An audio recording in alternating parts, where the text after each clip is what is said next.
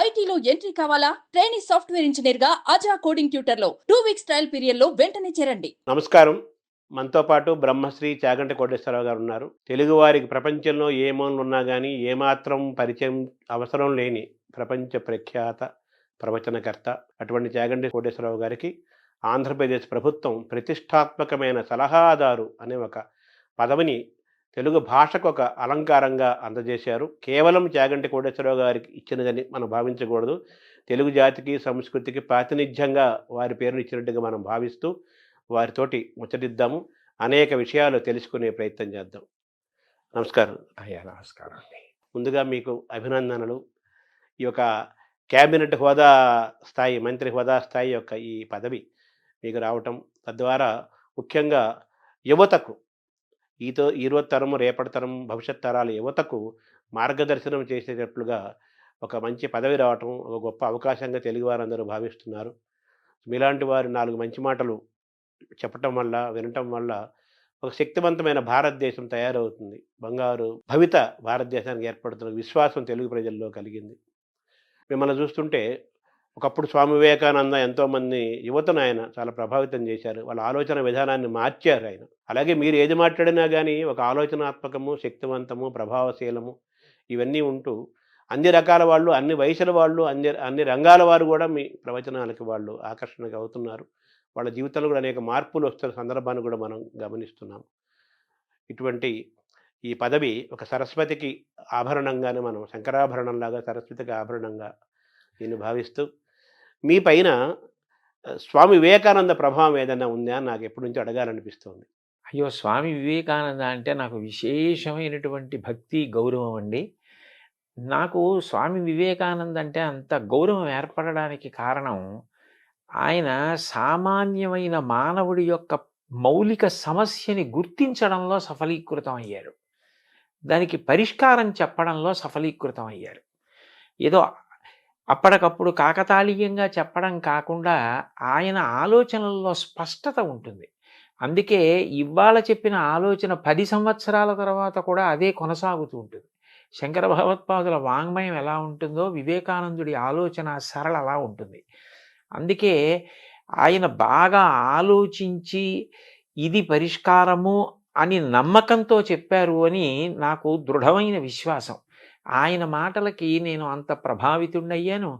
ఆయన పట్ల నాకు అంత భక్తి గౌరవాలు కూడా ఉన్నాయి. మీ బాల్యంలో, యవ్వనంలో మీ పైన బాగా ప్రభావం చూపించిన వాళ్ళు, ఈరోజు మీరింత ఒక గొప్ప వ్యక్తిగా కీర్తి పొందటానికి, ఇంత జ్ఞానాన్ని సంపాదించడానికి ఎటువంటి ప్రేరణ పొందారు? ఎవరెవరు, ఏ ఏ పుస్తకాలు ఏవి మిమ్మల్ని ప్రభావితం చేశాయి? నన్ను ప్రభావితం చేసిన వ్యక్తులు అని చెప్పవలసి వస్తే, మొట్టమొదటి వ్యక్తి మహానుభావులు, ప్రాతస్మరణీయులు శ్రీ శ్రీ శ్రీ చంద్రశేఖరేంద్ర సరస్వతి మహాస్వామి గారు. ఆయన ఒక విషయం కాదండి, అసలు కాలంలో సంధ్యాకాలం దగ్గర మొదలుపెట్టి ఒక పిల్లవాడికి ఉండవలసిన క్రమశిక్షణ, తల్లిదండ్రుల పట్ల దేనికి గౌరవం ఉండాలి, శాస్త్రం ఏం చెప్పింది, అది ఎప్పటికీ ఎట్లా అన్వయం అవుతుంది, అన్నింటినీ కూడా ఆచరణాత్మకంగా మాట్లాడటంలో అంత గొప్ప వ్యక్తి నేను వేరొకరిని గమనించలేదు.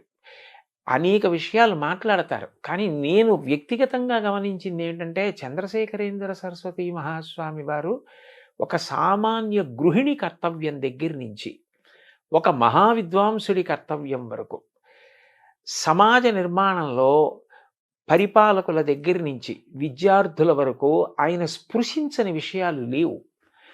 ఆయన అనుగ్రహ భాషణాలు నన్ను బాగా ప్రభావితుణ్ణి చేశాయి. ఆ పైన మా గురువుగారు రామాయణ, భారత, భాగవతాది గ్రంథాల గురించి మాట్లాడేటప్పుడు వారు పరవశంతో చెప్పినటువంటి కొన్ని మాటలు నన్ను ఆ ఇతిహాసాలు, కావ్యాలు, పురాణాల వైపుకి బాగా ఆకర్షితుణ్ణి అయ్యేటట్లుగా చేశాయి. వీళ్ళు నన్ను బాగా ప్రభావితం చేసిన వ్యక్తులు. ఇందులో ఒకరిని నేను చూడలేదు. ఆశ్చర్యం. నాకే ఎంత విచిత్రంగా ఉంటుందంటే, నేను ఎప్పుడూ మహాస్వామి వారిని చూడలేదు భౌతికంగా. అంటే పచ్చి అబద్ధం, నువ్వు అబద్ధం ఆడుతున్నావని నాకు అనిపిస్తుంది, కానీ సత్యం నేను దర్శనం చేయలేదండి అసలు. కానీ అనుక్షణం వారు నాతో ఉన్నారన్న భావన, అనుక్షణం నేను ఏది చేసినా నాకు తెలియకుండానే జీవితంలో ఏది అలవాటైపోయిందంటే, ఇది స్వామివారు అంగీకరిస్తారా? నేను ఇలా చేశానని తెలిస్తే ఇంకేమైనా ఉందా? అని ఒక ఆరోగ్యవంతమైన భయం నాకు ఏర్పడడానికి ఆయన కారణమయ్యారు. నాకు తెలియకుండా నేను ఆయనకి జవాబుదారీ అయిపోయాను ఏమిటో. అందుకని నేను చేసే ప్రతి పని మీద, నేను మాట్లాడే మాటల మీద ఆయన ప్రభావం చాలా ఎక్కువ ఉంటుంది. 2 మా గురువుగారి ఆశీర్వచనం, ఆయన పాదాలు, ఆయన నా పట్ల చూపించిన ప్రేమ, ఆయన ఆర్తి, ఆయన నాకు చెప్పిన మాటలు, అవి నాకు ఎప్పుడూ జ్ఞాపకానికి వస్తుంటాయి. వీళ్ళిద్దరూ నన్ను బాగా ప్రభావితం చేసిన వ్యక్తులండి. అంటే మీరు మామూలుగా మీ చిన్న వయసులో బాల్యంలోనూ, యవ్వనంలోనూ ఆ వయసులో మీకు చంద్రశేఖరేంద్ర స్వామి కనెక్ట్ అవ్వటం అనేది, మీ జీవితంలో ప్రవేశించడం అనేది ఒక ఆశ్చర్యము, ఆనందకరమైన అంశం కదా! అది ఎలా జరిగింది?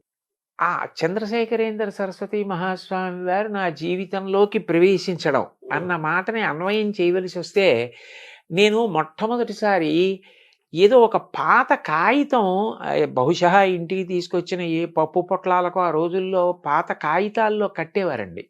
అటువంటి కాగితం మీద నేను ఆయన చేసినటువంటి ఒక అనుగ్రహ భాషణం ఉన్న కాగితం చదివాను. దాని మీద ఆయన బొమ్మ ఉంది. నాకు అది ఎంత ప్రభావితుణ్ణి చేసిందంటే నాకు చాలా ఆశ్చర్యం వేసింది. ఆయన భజగోవింద శ్లోకాల్లో ఒక శ్లోకం గురించి మాట్లాడిందది. అది మొట్టమొదట నన్ను అసలు భజగోవిందం అంటే ఏమిటి? ఆ శ్లోకాలేమిటి? అవి ఏమిటో వినాలి, అవి ఏమిటో చదవాలి అని అనురక్తి కలిగింది. అట్లా అనుకోకుండా నన్ను అటు తిప్పిన వ్యక్తి ఆయన. కానీ అప్పటికి ఆయన ఉన్నారు. కానీ నాకు చిన్నతనం. నేను ఆ 10వ తరగతి అవి చదువుతున్న రోజులు. ఆ రోజుల్లో కంచి వెడదాం, కామకోటి పీఠానికి ఎడదాం, పీఠాధిపతి దర్శనం చేద్దాం, అటువంటి ఆలోచనలు వచ్చే అవకాశం కాదు. అలా ఇంట్లో మాట్లాడే అవకాశాలు అవి ఉండేవి కావు. అందుకని నేను దర్శనం చేయడానికి అవకాశం లేదు, కానీ చాలా ఆశ్చర్యకరంగా నేను అట్లా ప్రభావితుడై క్రమక్రమంగా ఆయన పట్ల ఆకర్షితుడయ్యానండి. మీ మాటల్లో తప్పనిసరిగా వచ్చే పేర్లు, 2 పేర్లు ప్రధానంగా ఉంటాయి. ఒకటి ఆదిశంకరాచార్యులు, 2 చంద్రశేఖరేంద్ర సరస్వతి స్వామి. వారు ఆధ్యాత్మిక మార్గంలో ప్రయాణం చేశారు. వాళ్ళు బ్రహ్మచారులుగా చేశారు. సాక్షాత్ పీఠాధిపతి అయ్యారు. స్వామి వివేకానంద పీఠాధిపతి కాకపోయినా అటువంటి జ్ఞాన పీఠాధిపతి అవునండి. స్వామి వివేకానంద. అటువంటి ప్రయాణం వారిది. మరి మీరు మామూలుగా గృహస్థాశ్రమంకి వచ్చారు, చదువుకున్నారు, ఉద్యోగం చేశారు. మీకెప్పుడు అటువంటి వైరాగ్య భావన కలగలేదా? కలగకపోవడానికి కారణం ఏమిటంటే, స్వామివారు అనేక అనుగ్రహ భాషణాల్లో కర్తవ్యం గురించి మాట్లాడేవారు. ధర్మము, కర్తవ్యము ఈ 2 కూడా అభేదం. నువ్వు ఏది చెయ్యాలో అది చెయ్యడమే ధర్మం, అదే కర్తవ్యం. అది ఆశ్రమం మీద ఆధారపడుతుంది. బ్రహ్మచారి తన ఆశ్రమాన్ని బట్టి కర్తవ్యం చేయాలి. గృహస్థాశ్రమ కర్తవ్యం చేయాలి. వానప్రస్థు ఆశ్రమ కర్తవ్యం చేయాలి.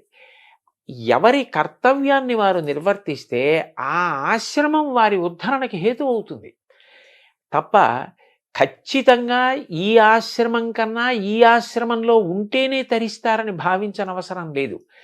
గృహస్థుగా ఉండి నీ కర్తవ్యాన్ని నువ్వు నిర్వహించడం అన్నది నీకు శ్రేయోదాయకం అని వారు చెప్పిన మాటలు నన్ను బాగా ప్రభావితం చేసిన కారణం చేత ఒక గృహస్థుగా జీవితం గడపడం నాకేమి బాధ కలగడం కానీ, ఇది నాకు బరువైపోయింది, ఇది లేకపోతే బాగుండేది అన్న విపరీత వైరాగ్యం కానీ నాకు ఎప్పుడూ కల్పించలేదండి.